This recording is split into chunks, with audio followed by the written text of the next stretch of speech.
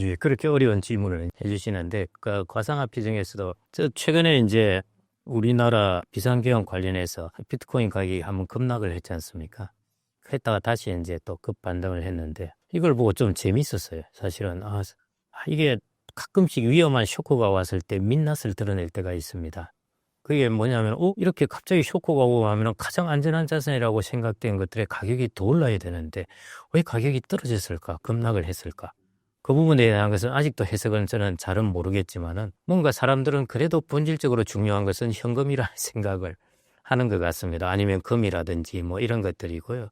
본질적으로 사람들이 본능적으로 갖고 있는 금, 현금, 이런 것들은 아직도 남아있는 것 같고, 이제 코인은 그 부분에서 지금 이 부분을 좀 대체해보려고 노력하는 과정인 것 같아요. 그래서 이걸 대체하려고 한다면은 저번에 아직은 시간이 꽤 걸릴 것 같습니다. 그러려면은 많은 곳에서 이 코인으로 거래도 돼야 되고, 이제 트럼프가 들어와서 어떤 정책을 펴면서 제도적으로 정착시킬까 하는 것은 두고 봐야 될 것 같고요. 그래서 코인 중에서도 뭐 제일 블루칩에 해당되는 코인은 뭐 세상의 변화가 이렇게 되니까요. 중국도 이제 코인을 좀 육성을 시키면서 또 미국의 헤게모니를 빼앗기지 않아야 되겠다. 뭐 이런 이야기도 하고 그러고 있으니까요. 그래서 뭐 거의 블루칩에 해당되는 것들은 지금의 밸류에이션은 모르겠는데요. 그런 것들은 계속 생존을 하지 않을까 그렇게 보고 그게 세상을 어떻게 변화시킬까 하는 것은 저도 모르겠습니다. 여러분들도 아실 수도 있고 모르실 수도 있고 할 텐데요. 그래서 저도 지금 책을 사가지고 좀 공부를 하고 있고 유튜브도 좀 듣고 있습니다. 근데 저희들이 상식적으로 저는 이제 화폐 쪽이고 이런 쪽을 전공을 했는데요.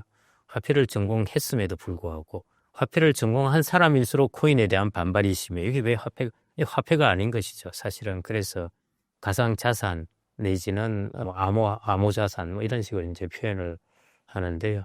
하여튼 저는 아직은 잘 모르겠습니다. 그런데 코인 중에 제일 블루칩에 해당되는 것들은 그래도 가치를 가지지 않을까 그렇게 보고 있습니다. 그 정도입니다. 현재까지는. 지금 들어가기 좋은 곳은 뭐 저는 리츠가 한번 가격이 급락한 바람에 저도 참 이게 좀 말씀드리기도 그렇고 하는데요. 가격이 급락했으니까 오히려 그게 유상증자 물량 때문입니다. 그거 보고 제가 이제 우리나라 리츠 시장에 대해서도 좀 속상해하기도 했는데요. 그래서 지금부터 한 4, 5주 정도? 하여튼 내년 들어가서 이제 리츠를 지금 난립니다. 리츠는요. 그래서 물량들이 많이 쏟아지는 바람에 시장이 넓거든요. 주식시장이 아주 깊고 넓으면 괜찮은데 시장이 좁고 얕아요.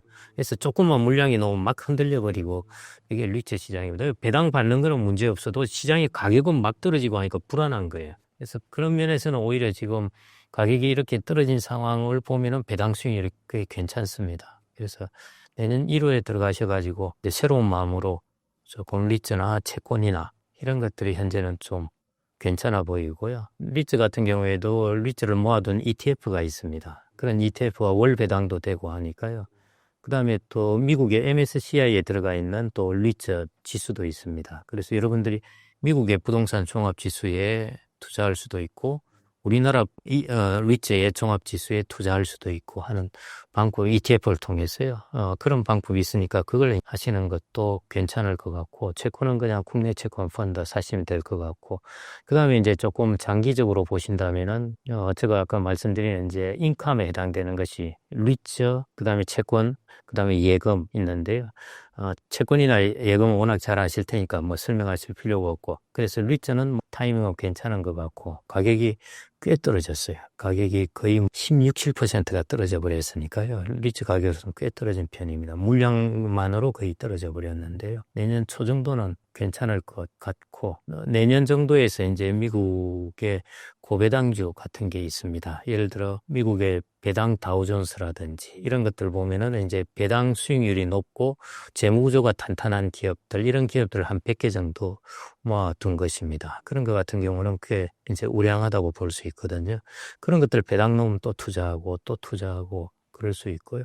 그다음에 S&P 500에는 배당 귀족이라는 이런 것들이 있습니다. 그것도 이제 배당이 좋은 것들을 모아둔 것인데 주가가 떨어지면 배당 수익률이 좀 높아지니까요. 그때 그런 걸 좀 사놓으시고 그다음에 이제 계속 배당 놓으면 재투자하는 것 저는 괜찮지 않을까 그렇게 보고 있습니다. 그래서 저는 이제 좀 여러분들 연금이란 자산에 이렇게 심플하게 인컴 자산을 글로벌 인컴 자산을 좀 넣는 것 그게 저는 좋지 않을까 그렇게 싶습니다.